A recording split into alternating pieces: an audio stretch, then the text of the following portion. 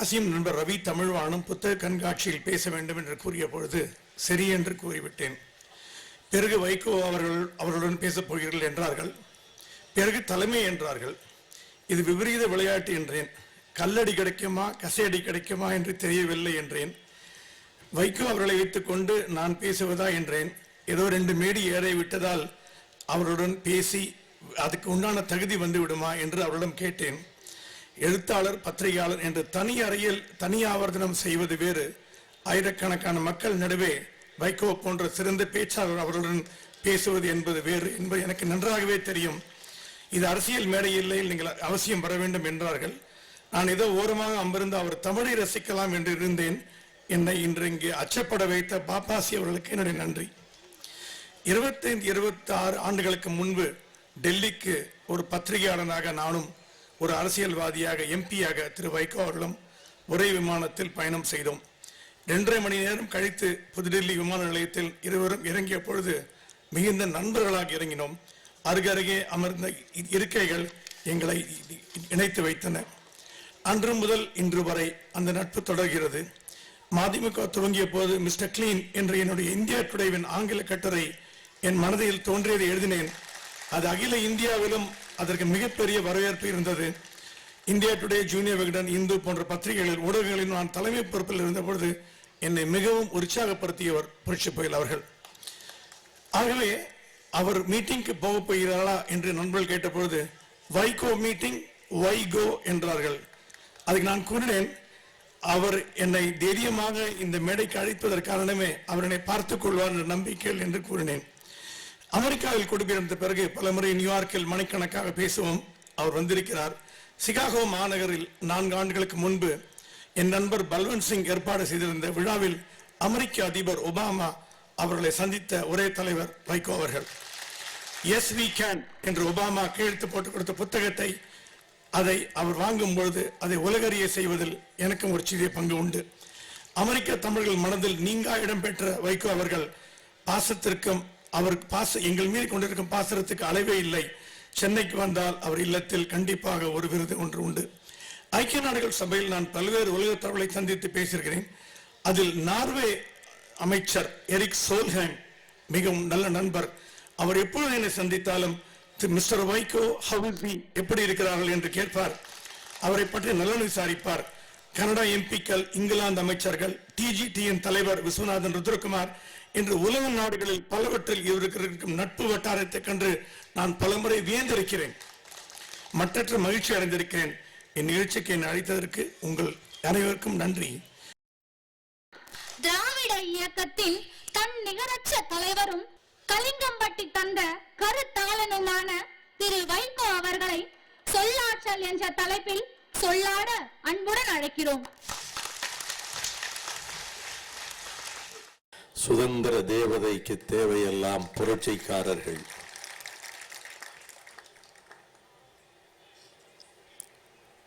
தற்கொலை படைக்கு தயாராக இருக்கிற புரட்சி வீரர்கள், புரட்சி வீராங்கனைகள். மரணம் நிச்சயம் என தெரிந்தும் துணிவோடு ஏற்றுக்கொண்டு களம் சென்று தங்கள் மேனியிலே பொங்கி பிரவாகம் எடுக்கின்ற இரத்த வெள்ளத்தில் எதிரிகளை மூழ்கடிக்க செய்யும் வீர பிள்ளைகளும் வீர மங்கைகளும் தான் சுதந்திர தேவதை வேண்டுகிறாள். இரத்தத்தை தாருங்கள், நான் விடுதலையை பெற்றுத் தருகிறேன். சுதந்திரத்திற்கு நாம் கொடுக்கின்ற விலை அதுதான். மரணத்தோடு ஒப்பந்தம் செய்து கொள்ள எழுந்து நில்லுங்கள். சாதாரண மையினால் அல்ல, உங்கள் நாடி நரம்புகளிலே பீரிட்டு வருகின்ற குருதியிலே கையெழுத்திடுங்கள், நான் சாட்சியமாகிறேன் என்று பர்மிய போர் முனையில் எழுப்பிய முழக்கம் எல்லா காலங்களுக்கும், அனைத்து விடுதலை களங்களுக்கும், நாளை மலரப்போகிற தமிழ் ஈழத்துக்கு அமைந்த விடுதலை களத்திற்கும் உந்துதல் அளிக்கின்ற வங்கத்து சிங்கத்தின் முழக்கமாகட்டும், ஏ தமிழ்நாடே,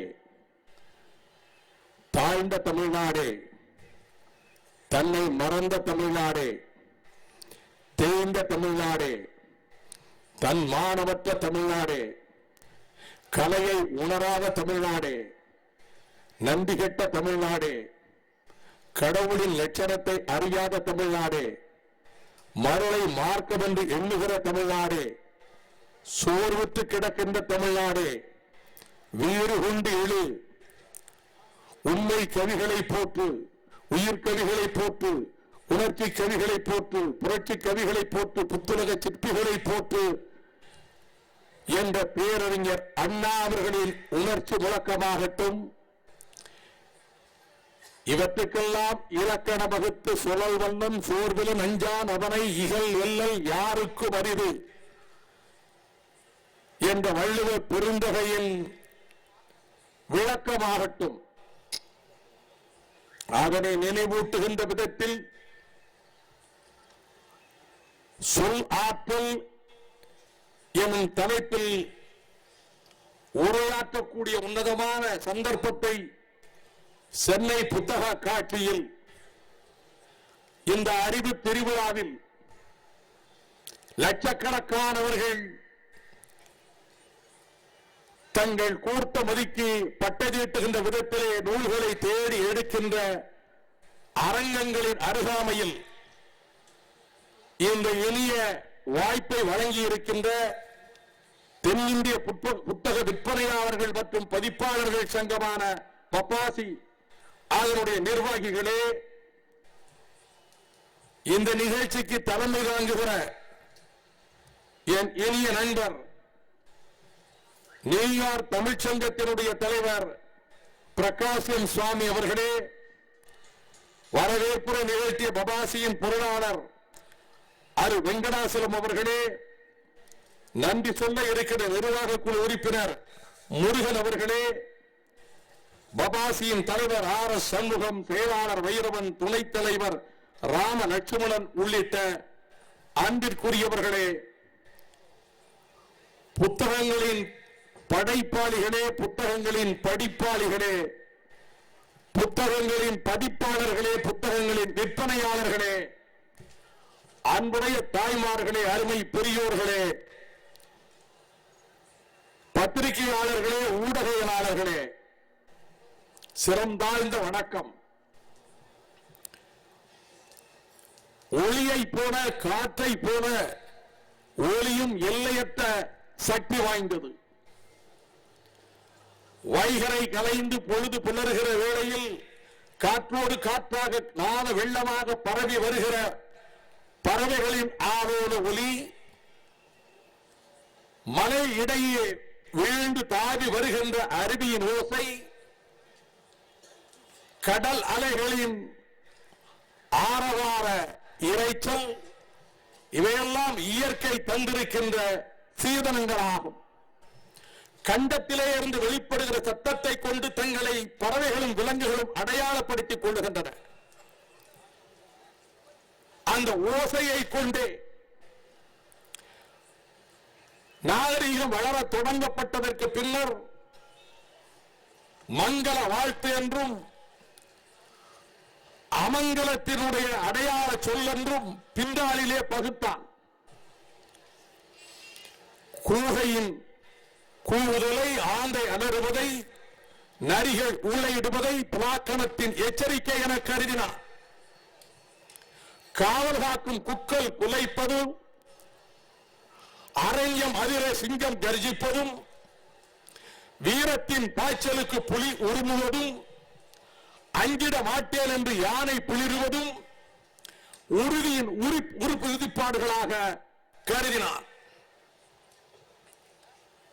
கிளி கிள்ளை மொழி பகர்வதும், மயில் அகவதும், குயில் மோன குரலெடுத்து இதய நாடிகளை வருடுவதும், நெஞ்ச தடாகத்தில் கிளர்ச்சி அலைகளை எழுப்ப வல்லதாக போற்றினான்.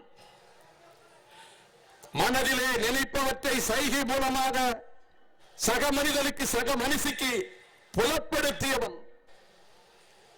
எழுகின்ற ஒலியின் மூலமாக, குரலின் மூலமாக, அவன் அதை வகைப்படுத்துவதன் மூலமாக தன் எண்ணங்களை அவர்களோடு பரிமாறிக் கொள்ளுவதனாலே சொல் பிறந்தது. சொல்லை பதிப்பிக்கும் எழுத்து உருவாயிற்று. எழுத்து எனும் கருவறைக்கு சொல் உயிர்க்கவே ஆயிற்று. ஈரோடு புத்தக திருவிழாவில் என் சகோதரர் ஸ்டாலின் குணசேகரன் தந்திருந்த ஏற்பாட்டில் எழுத்து எனும் கருவறையில் உரையாற்றுகின்ற வாய்ப்பை பெற்றிருந்தவான் இப்பெருமக்களினுடைய அன்பான உள்ளத்தினால் சொல் ஆற்றல் என்கின்ற பொருளிலே பேசுகிற சந்தர்ப்பத்தை பெற்று உங்கள் முன்னாலே நிற்கிறேன். பாத்திரத்தினுடைய அளவு எத்தகையது என்பதை ஒளியிலே இருந்து கண்டுகொள்ளலாம். இவன் எப்படிப்பட்டவன் என்று அறிந்து கொள்வதற்கு அவனுடைய சொல்லிலே இருந்து புரிந்து கொள்ளலாம் என்று இதற்கு விளக்கமளித்தவன் 2396 ஆண்டுகளுக்கு முன்னாலே கிரேக்கத்தில் டெமாஸ்தனீஸ் எங்கெல்லாம் நாகரீகம் வளர்ந்ததோ, மனித குலத்தின் பண்பாடு சிறந்ததோ, மொழி உயர்ந்ததோ, காவியங்கள் எழுந்ததோ, அங்கே சொல்லாற்றல் ஒரு படைக்கருவி ஆயிற்று. களங்களை காண்பதற்கு, எதிரிகளை சந்திப்பதற்கு, திரண்டிருக்கிற கூட்டத்தை உணர்ச்சி வயப்படுத்துவதற்கு, கட்டளைகளை பிறப்பிப்பதற்கு அந்த சொல்லாற்றல் படைக்கலன் ஆயிற்று. அதனால் தான் கிறிஸ்துநாதர் பிறப்பதற்கு 351 ஆண்டுகளுக்கு முன்னால் மகா அலெக்சாண்டரின் தந்தை மாசிடோனியாவினுடைய பிலிப் மன்னன் ஏதென்ஸுக்கு அருகே இருக்கக்கூடிய திரேஸ் நாட்டின் மீது படையெடுத்து வந்தபோது அது கொடுமை என கூறி களத்துக்கு சென்று ஆயுதம் ஏந்தியதோடு நிகழ்த்திய முதலாவது பிலிப்பி உரை. 344 ஆண்டில் ஏதென்ஸ் மீதே படையெடுத்து வந்தபோது நிகழ்த்திய 2ஆம் பிலிப்பி உரை. 341 பைசான்சியத்தின் மீது அதே பிலிப் படையெடுத்து வந்தபோது நிகழ்த்திய 3வது பிலிப்பி உரை. ஏதென்ஸ் யுத்தகலத்திலே வீழ்ந்து மடிந்து கிடந்த வீரர்களுக்கு ஆற்றிய இரங்கல் உரை. இவை அனைத்தும் டெமோஸ்தனீஸினுடைய பேச்சாற்றலுக்கு எடுத்துக்காட்டுகளாகும். அதேபோல நாகரீகமும் வீரம் செறிந்த வரலாற்றையும் பெற்றிருந்த ரோமாபுரியில் மார்க்கஸ் டூலியஸ் சிசரோ, அவன் செனட் சபைகளிலே முழங்கியவன், தலை சிறந்த சொற்பொழிவாளன். நான் சொல்லாற்றல் எனும் தலைப்பில் பேச முயன்று ஆயிரக்கணக்கான உரை வீச்சாளர்கள், சரித்திரத்தை திகைக்க வைத்தவர்கள், அப்படிப்பட்டவர்களினுடைய உரைகளை குறிப்பிடுகிற பொழுது வரலாற்றின் போக்கை தீர்மானித்தவர்கள் உரைகளை நான் காலத்தின் அருமை கருதி பலவற்றை நான் தவிர்த்துக் கொண்டாலும் இவற்றை சுட்டிக்காட்டாமல் நான் இந்த உரையை ஒழுங்கு செய்ய முடியாது. அதனால்தான் நான் இங்கே சீசரை புகழ வரவில்லை, புதைக்க வந்திருக்கிறேன் என்று நேற்று வரை இவரது குரல் உலகத்தை திடுக்கிட செய்தது. இந்த அகிலம் அலறியது. இன்று மரியாதையற்று கொலையுண்டு கிடக்கிறான் சீசர். அவன் பேராசைக்காரன் என்று புரூட்டஸ் சொன்னான். நான் சீசரை குறைவாக நேசிக்கிறேன் என்று கருதாதீர்கள், அதைவிட ரோமாபுரியை நேசிக்கிறேன் என்று சொன்ன புரூட்டஸை குறிப்பிட்டு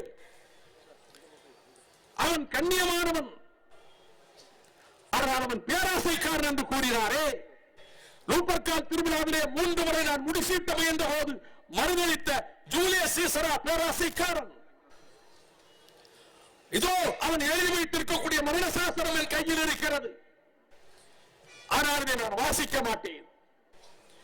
இதை படித்தால், இது உங்கள் செவிகளில் புகுந்தால், இதோ ரத்த வெள்ளத்திலே கிடக்கக்கூடிய சீசரின் உடலில் இருக்கக்கூடிய காயங்களுக்கு நீங்கள் முத்தமிடுவீர்கள்.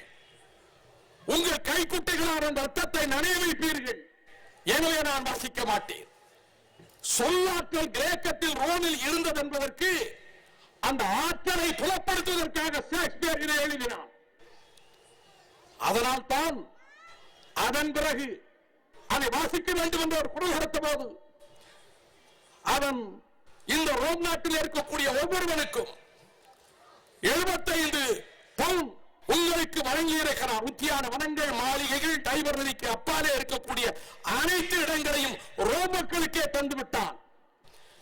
இதன் விளைவாக இந்த பேச்சு மக்களை கட்டாரி என்று செய்தது. புரூட்டஸும் காசியஸும் விரட்டப்பட்டார்கள் என்ற சரித்திரத்தை படிப்பிக்கின்ற நிகழ்ச்சிக்கு மார்க் ஆண்டனியினுடைய அந்த பேச்சை குறிப்பிடாமல் செல்ல முடியாது. இந்த காலகட்டத்தை அடுத்து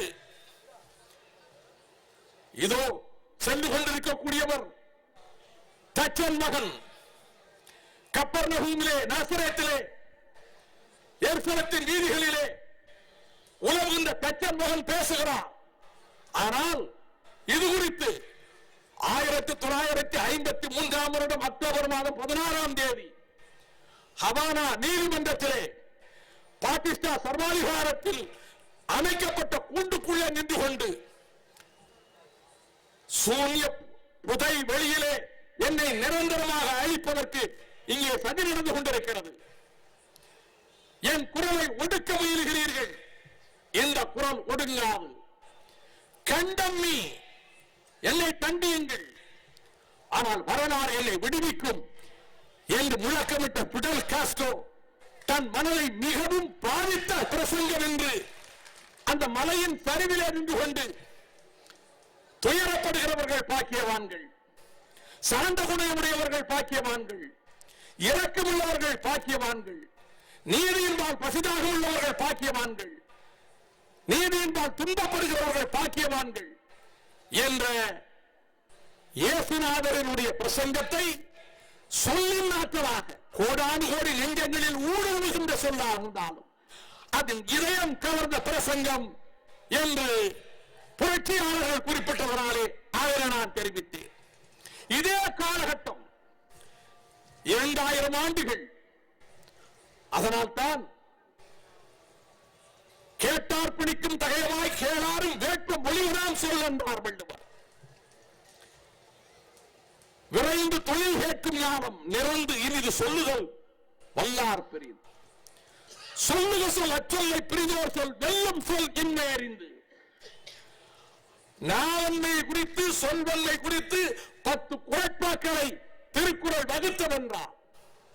11 கீழ்கணக்கு நூல்களிலே ஒன்று திருக்குறள்.